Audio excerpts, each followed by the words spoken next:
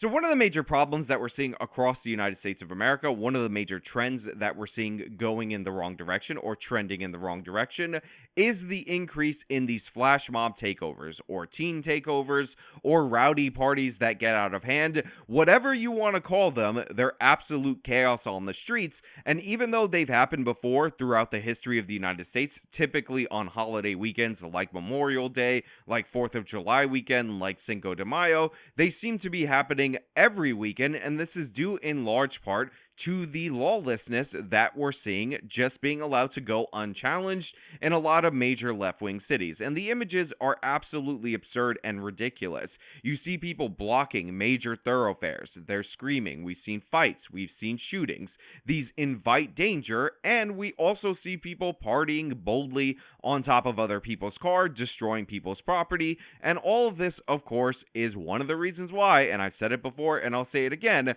we see crime drive poverty, not the other way around. Imagine if you own a storefront in this area and you have to suffer through the damage from these mobs that could just show up on the weekends. Imagine you're a regular resident and you want to go shopping somewhere or pick a place to live or whatever, or drive through this area, and you might end up participating in economic activity, but you avoid it because these places end up being dangerous war zones. And although the Chicago example that we're going to talk about today is mild in comparison to the ones that result in shootings or neighbors approaching these groups and getting severely beaten or even killed trying to stop this, obviously, you're not going to do that. Obviously, property values are going to go down, insurance rates are going to go up, prices are going to go up because these often spawn into looting sprees and all kinds of other nonsense. And again, this is just another way that the obvious true fact that we all know of crime driving poverty, not the other way around, is true. But before we get into the details of this case,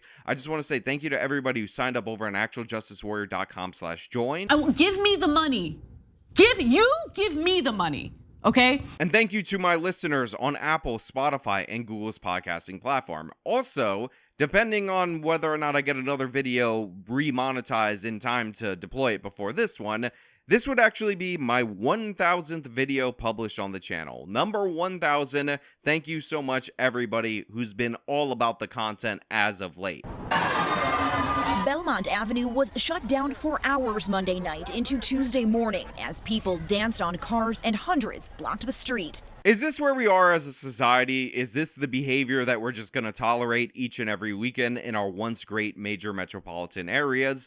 Do we have to see report after report of people fleeing Chicago, businesses fleeing Chicago, even McDonald's concerned about the safety of their employees, a long-time business headquartered in the city of Chicago, thinking about going, the Chicago Bears leaving, before we say this is madness, this is chaos, we need to do something about this? How many times does somebody like Brandon Johnson have to make excuses for this before people have had enough? How many times do we have to see these images of people enjoying themselves by wreaking havoc on our city before we acknowledge that there's a problem, before we acknowledge that something needs to be done? I came out of my show and I looked down and there was just a mob. Dominic Racino was performing improv at a nearby theater when he saw the large crowds begin to gather around 9:30 last night, preventing him from reaching his car. How many times do we have to see that this is not motivated by desperation or these poor, sad Aladdins just trying to feed their family, but these are people enjoying themselves, wreaking havoc, destroying other people's property, messing up the function of the city? And how many times do we have to see the police stand completely idle before we act? Can we get some tear gas? Can we get some dispersants? Can we get some kind of action in order to deal with these unruly crowds that are blocking off traffic, stealing from people, injuring people, shooting people, doing all of these crazy things in plain view in a giant mob that should not be tolerated? A bunch of cops just like standing around watching it, and I went up to one of them. I was like, my car's in there, and they were like, well, you're not getting it tonight. You know, I have to be honest, this guy definitely does give me improv vibes. I'm getting that from him. He has a lot of energy in his voice.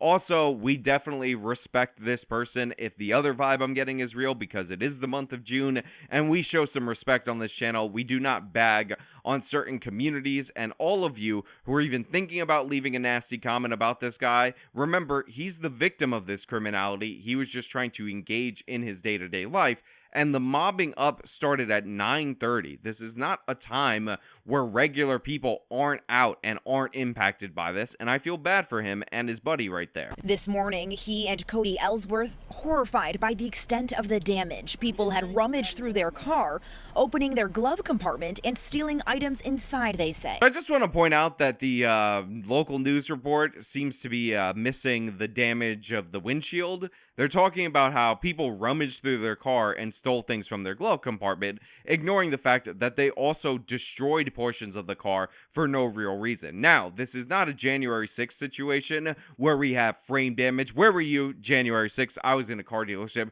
trying to buy a car, but then the guy tried to tell me that frame damage was no big deal, and I thought it was a big deal, and I was really mad. But then I looked up on the TV, and you know what I saw? I saw our republic get frame damage. I saw democracy worldwide get frame damage. Where were you January 6th? Where were you? Where were you? He started crying. We just got in December. We pay a hefty car payment, and we love it. It takes care of us in many ways, and yeah, it's sad to see. So again, you have a bustling area. It's connected to a rail line. People are expected to come and have a good time. One person is doing an improv show. I believe the buddy was either in the show or maybe watching the show. Doesn't really matter. But they exited at 9:30 at night on a weekend, expecting to be able to get to their car, but that bare minimum, not allowed. And not only were they blocked off by the crowd, which would be one thing. You could argue, oh, it's just a block party. I mean, you would be wrong. You would be ignoring the overwhelming evidence that we see via the video. But of course, they're also trashing people's property. They're making people's lives difficult.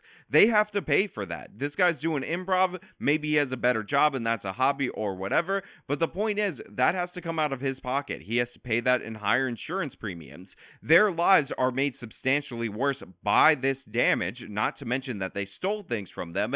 And this, of course, is an experience that other residents in this area had. Businesses get vandalized. Property overall gets damaged. City property gets damaged. People get hurt. People get injured. And again, people get killed in these flash mob takeovers. And we're supposed to pretend it's just normal. It's just having fun. I saw some idiot say, oh, this is quite similar to how some people act in some cities when their favorite sports team win the championship. Again, that's a once a year thing, number one. Number two, if you destroy stuff because your team wins, that's incredibly dumb. Just like if you destroyed stuff if your team lost, that would also be incredibly dumb. But the idea that makes this okay, that you could say, oh, well, people get drunk and act like idiots. Sometimes they flip over a car like we saw in Philadelphia. Therefore, these people using the cover of the crowd to rob, break in, smash windows, destroy people's livelihood, do damage for no reason, shoot people up, stab them, all the other things that happens in these flash mob events.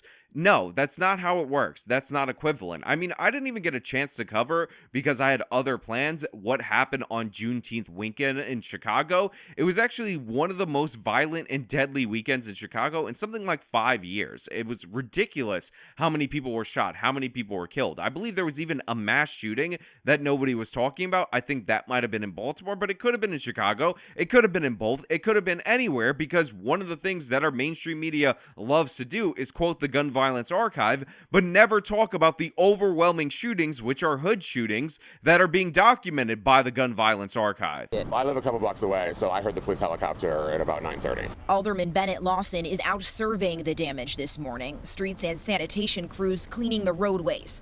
He says officers were here last night trying to break up the crowd as more and more young people were arriving with each train on the CTA. I have to talk to the CTA. You know, they need to be a partner in our success and in our safety, and they are. So you have an alderman that's out here. He's dressed like some random schmuck or whatever, and he's talking about how, oh, you know, like we had the police. They were trying to disperse the crowd. By the way, the headline of this is that 2 arrests were made. 2 arrests for all of this. But understanding, you know, people need to move through the city, but when it's appropriate to, you know, close the Belmont station, you know, we should be able to do that. And one of the solutions that he proposes is the fact that the train, the CTA, which is the Chicago Transit Authority, I'm thinking, should not stop in this area anymore once the crowd gets unruly. So you have to alter the entire transit stops. I feel terrible for you if you actually have to use that public transportation in order to get around because this mob of people show up. And by the way, they had forewarning of it. The same exact thing happened last year. It caused a bunch of damage. It caused a bunch of problems, yet nothing was done. And apparently this was after the Pride Parade, which, by the way, of course, happens to coincide with yet another holiday because of that. Lawson says a similar takeover happened on this date last year after the Pride Parade. As we get further into summer, he says, I want to talk with, obviously, the 19th District and the folks at CPD, work with the mayor's office and my colleagues, so that we have a strategy for these young people. Because holiday weekends, big events, whatever, they seem to be extraordinarily vulnerable to these kind of takeovers, and you would think after all this time, the police would have a response. And I'm hearing about how the cops were trying to disperse the crowd. Did it look like they were trying to disperse the crowd? Because what looked like to me was happening was that you had an unruly crowd, chaos taking over, and more people joined the crowd as the night went on, and things only got worse. I didn't see any tear gas. I didn't see any smoke fog machine from what we saw in that other story of how you deter theft. The cops were standing around and they made 2 arrests out of this whole crowd. You start going after the instigators of this riot and then you'll see this disperse. And by the way, this is something that the police do. They actually have people who are trained to identify people who seem to be egging on the crowd, and they'll yank them out of the crowd and arrest them. And you'll be surprised how well that works when executed properly. Yet we're not seeing that. We're seeing them stand by idle. And by the way, I don't 100% blame the cops in Chicago. If you had Brandon Johnson as your boss and then Kimberly Fox as your district attorney, you would hesitate to act as well. Brandon Johnson is not about the police. He's looking for an excuse to cut their budget. He's looking for an excuse to punish officers for doing their damn job. And Kimberly Fox, even though she doesn't prosecute criminals, even though criminals were quite literally requesting to have themselves transferred into Cook County to get her soft on crime treatment, she'll have no problem with prosecuting people who try to uphold the law. That's how these lefties work. If you try to do the right thing, if you try to actually fight back, if you try to do your job as a police officer, you're a criminal. But the criminals, they're the ultimate victims in our society. And how dare you question their ability to feed their families by destroying this couple's car, by twerking on this truck, by smashing windows, by shooting each other up, and all the chaos that we see in these takeovers. We have to fight back. We have to stand up to this. We have to acknowledge that this problem exists in order to have a solution for it, in order to construct an intervention to prevent it. But nobody seems interested in doing that in Chicago. Chaos wins the day in Chi-Town, and that's what we're seeing on video consistently, weekend after weekend after weekend. But hey, those are just my thoughts. Let me know your thoughts down in the comments below. If you like this video, show them by leaving a like. You can subscribe for more content. Follow me on my social media. Support me via the support links in the description of this video. This has been me talking about the thing that I talked about in the title. Whatever. Till next time.